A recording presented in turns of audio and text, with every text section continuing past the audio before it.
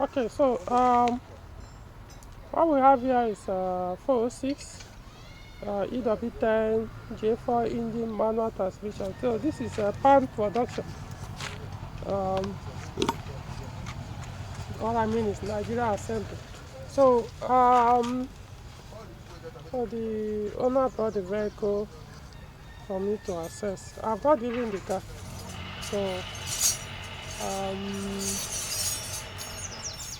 but I'm yet to scan the vehicle. I tried to do, and I forgot one of my interface connectors, the one that's supposed to go from here to the laptop. So I just forgot it on someone's vehicle. So until I get it, I won't be able to do the scan. However, first thing, the fan has been bypassed, connected to one. As soon as you switch on ignition, it comes up. So that will have to be reversed.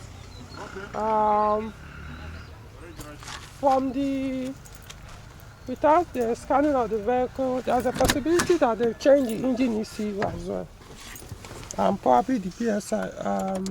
For example, when I switch on ignition, okay, I don't know if you guys can hear, the fan comes up immediately. So mileage has been corrupted, so possible. Oh, let me call you guys. I need to pick this call. Let's see.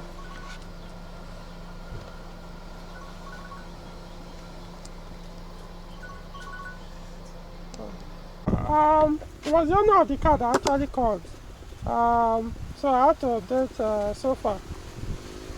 The cable not being available. So anyway, so let's see. While we are waiting for the cable to come, I need to point out a few things. First thing first, the oscillator sensor is not connected. I don't know why, even though the connector is good. Maybe why it was disconnected or something else is because both of the connectors are broken. So it could also be the sensor is bad, or could be it's okay, but who knows. So we'll deal with that one later. What next? Now on the engine, this is the map sensor. This map sensor here is not meant for RFN ECU. So in other words, this is not meant for EW10J for engine. So this is for ES-V6 engine. So that enough will shoot up the fuel consumption or mess up the proper running of the engine. So that is aside. Then the auxiliary belt is a joke. You can see. I don't know who did this, whether it was intentional or what. It's like only three lines are still on the belt. So obviously, even to drive the car, I'm even kind of scared, so it doesn't cut while I'm in on the road. I enter inside without me like the usual mess. So like I said, it appears the ECU or PSI or both have been replaced. I don't know. I'll need to put scan to figure that one out, hopefully. So the mileage has been messed up, but that one aside. The AC compressor, so far the connection seems okay from here. Even though it seems they changed the compressor before. I don't know yet. There are some connections here that's cut off. This one is off, probably for the power steering switch. Look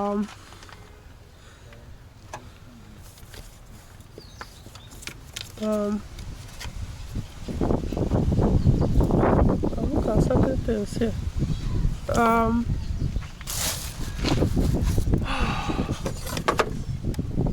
The fuse box looks okay here. No wire. One of the wires been cut off. I don't know where this one is supposed to go to. there's a bypass here. So we need to figure out, this is the wire that was cut off from here, this one.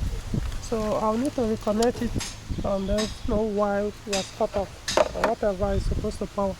Now this one, I need to figure out where it's supposed to go. Since they cut it off from somewhere, I don't know where. So for now, I'm only seeing 2 wires here cut off from where they are meant to be. So yeah, electrical views, obviously. What else? Mechanically, I'll need to drive the car to figure some out, clutch, gearbox, and for now I'll leave the gearbox because to find out the 2 sets of the gearbox, I need to drive the car on the expressway. But as it is, with that auxiliary belt condition, I won't even bother because that belt can come up on the road. And the engine is supposed to be EW10J4. I hope it is. We'll find out at some point. Just because it has EO here doesn't mean it's actually EW10J4 cylinder head. They can actually tamper this. I'm looking at it. It looks as if I have a second thought there. I need to confirm some things before I get back. Head gasket has been replaced. This is a T paper gasket.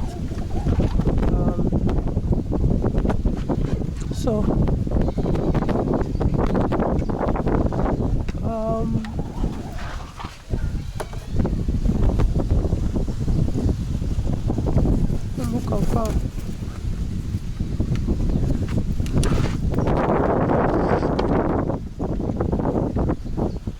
Yeah, this is a paper gasket. Yeah, so now the paper gasket. Obviously, the thermostat, I expect it to have been removed so they can pass the fan. The fan thing, we really know the extent of the bypass, whether we need to change the harness completely. So now,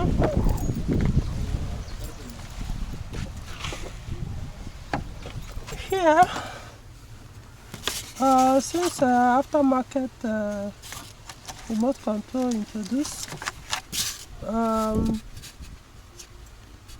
I don't see the need to introduce aftermarket remote control when the factory one is available, at least for this model. The BSI unit, I'll look at it later.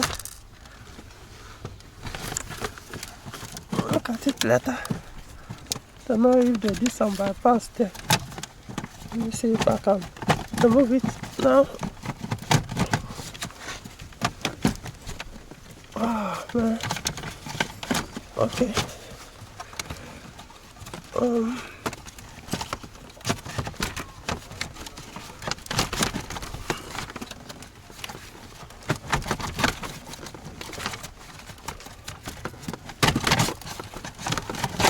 Okay. Alright, so I can see some wires that were cut off here on the BSI unit, so most likely is for the aftermarket remote control introduced. Like I said, this model shouldn't have issue with remote control because the remote control is available compared to the older 2000 model 4699 model that used to get a new remote control in the market. This one is available. Anyways,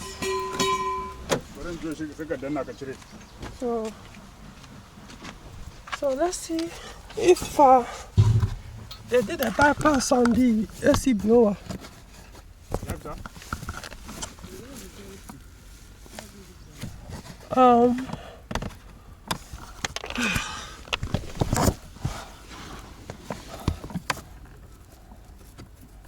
Okay, so far no sign of bypass here. No sign.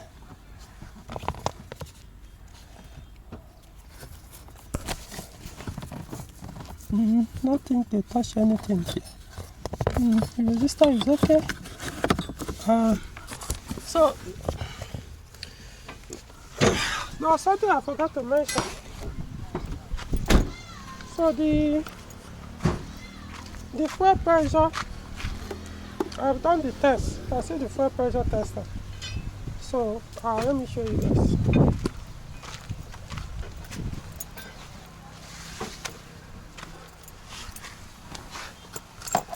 So let's start the car.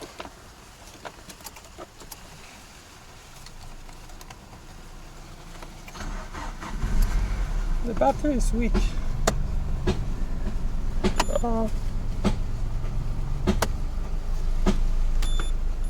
wonder why it's making that noise. This display is not working. Now this one,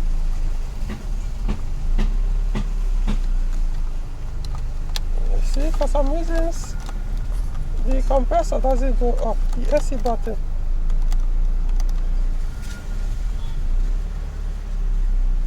So I think the problem is probably from this panel, this control panel.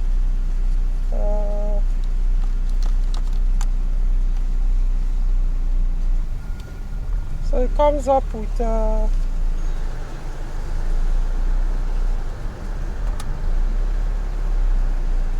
let's see whether the AC works. I'm not even feeling any breeze coming out. Are you even sure they connected? Oh wow.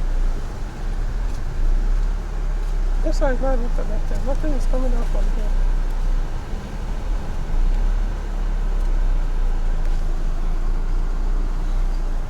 Nothing is coming out from this middle one. It seems that they removed the dashboard and didn't connect it to it. The AC is chilling but not chilling well. So the compressor doesn't go off, this pump doesn't work. So we may end up changing this and this. I don't know why this one is not even working at all. But let me show you why I even started the car. So you can see the mileage 9999. I can see the car has an ABS port already. So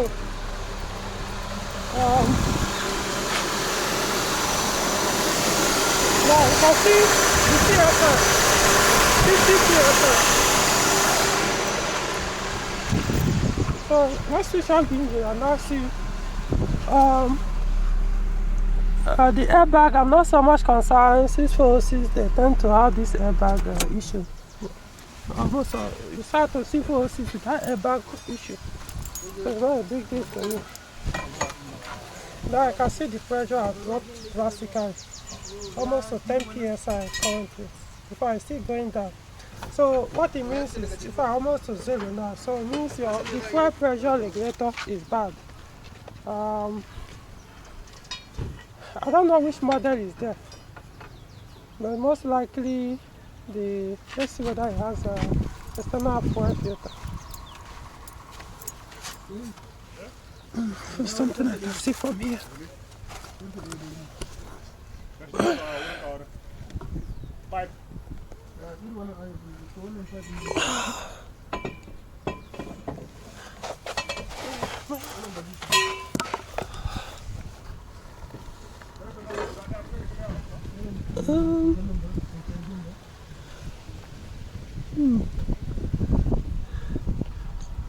I don't know, it's supposed to be. Normally, I think there used to be. This fuel filter, the one I call it fuel filter, is it outside that I'm supposed to see it under? This one is there. There. Okay, I'm not seeing the thing. Okay. Well, but now I don't know whether not the big one or small one. The pump. Big one. Yeah. Because I don't see to remove that seat to access the fuel pump.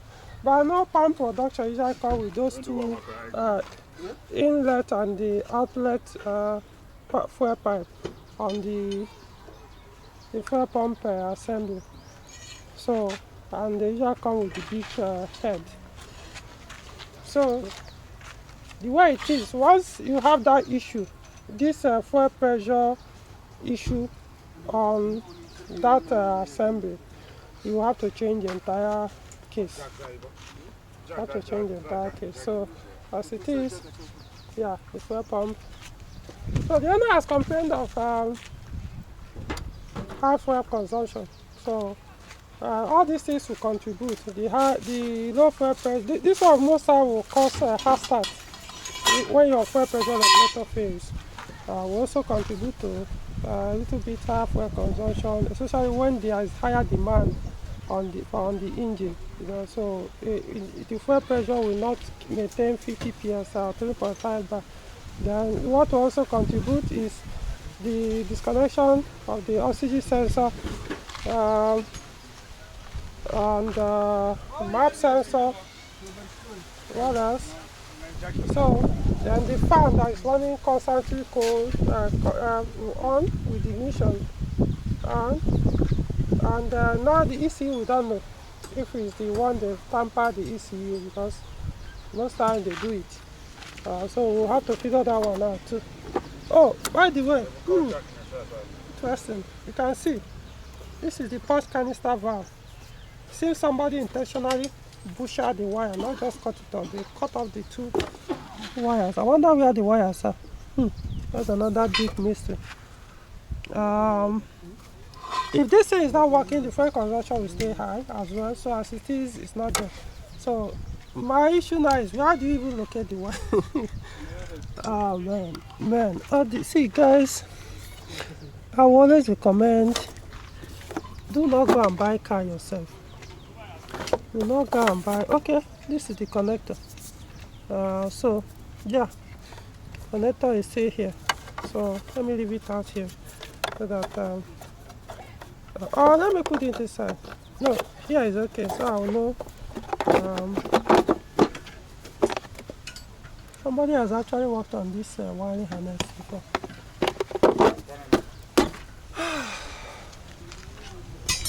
So don't go and buy a car by yourself.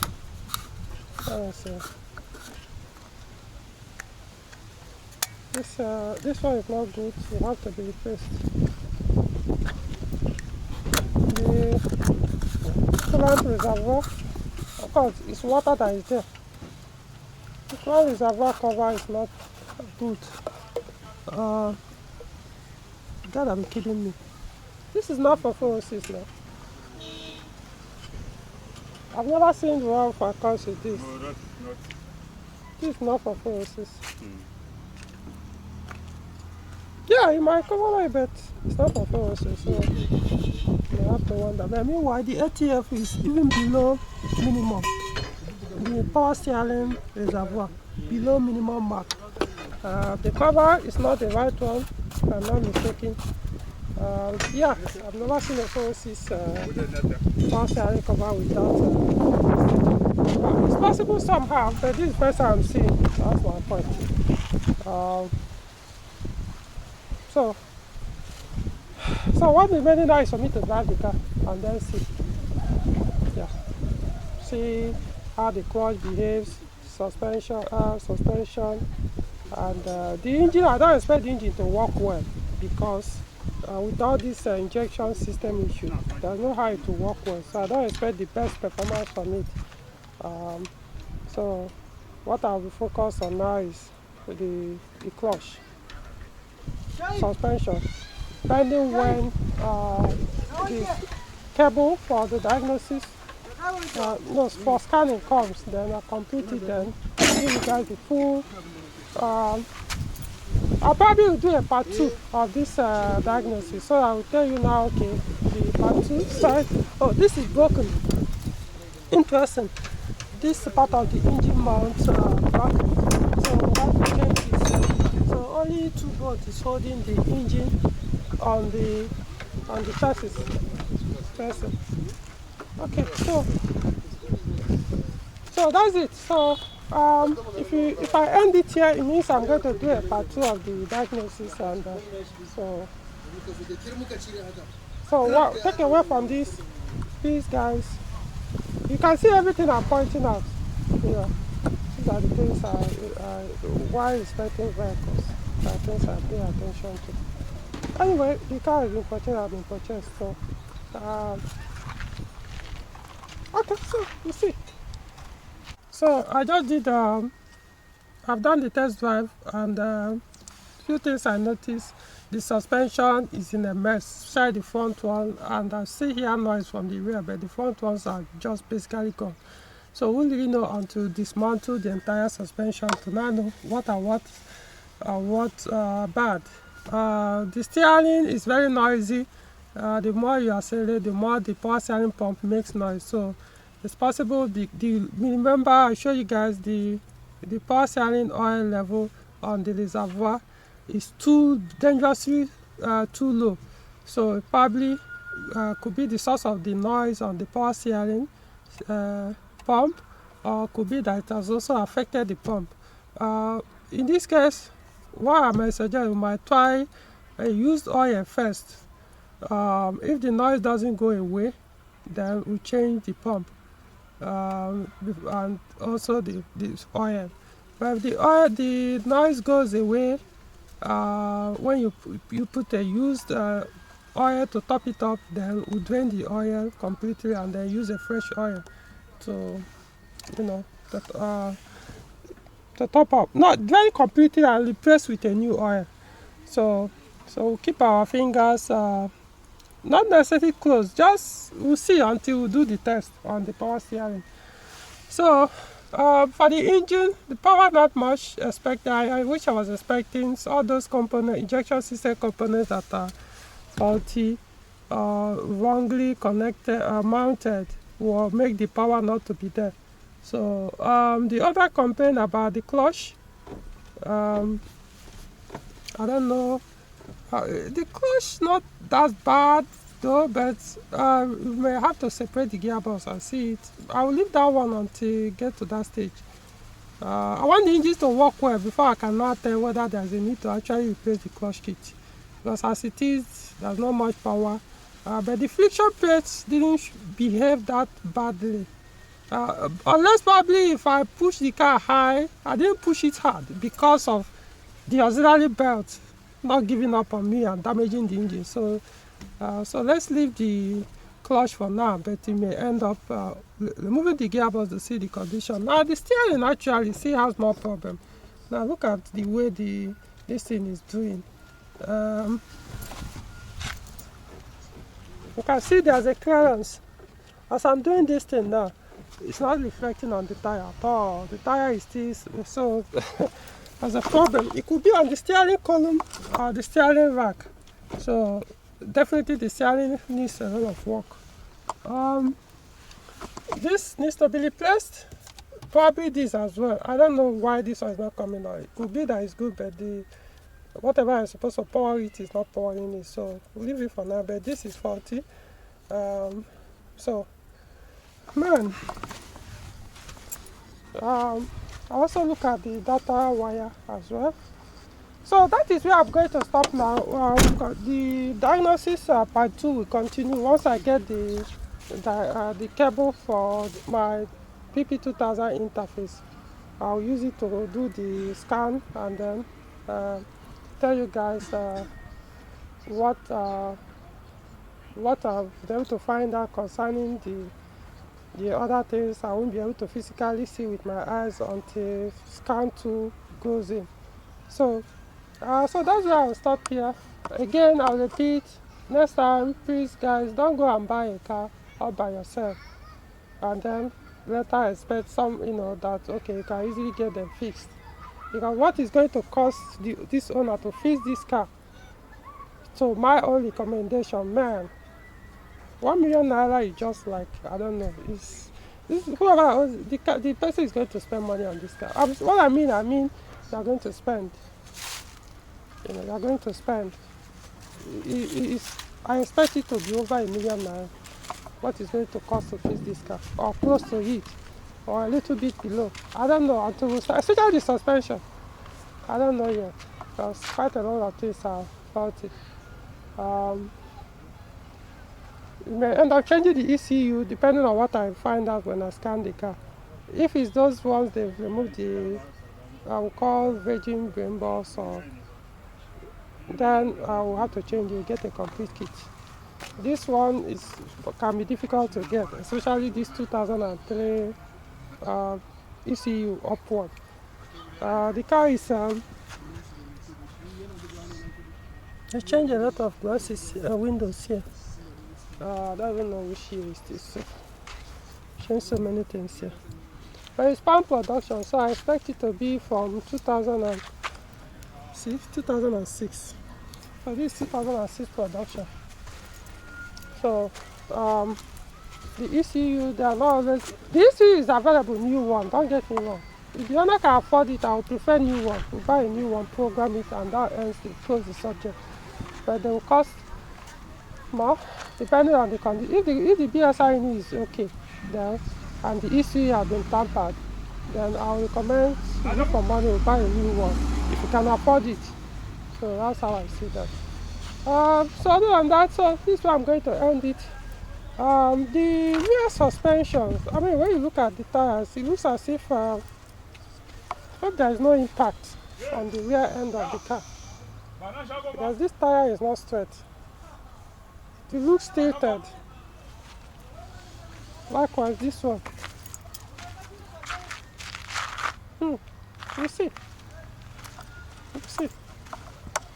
As I say, until dismantle, we really know what and what needs to be done. Alright.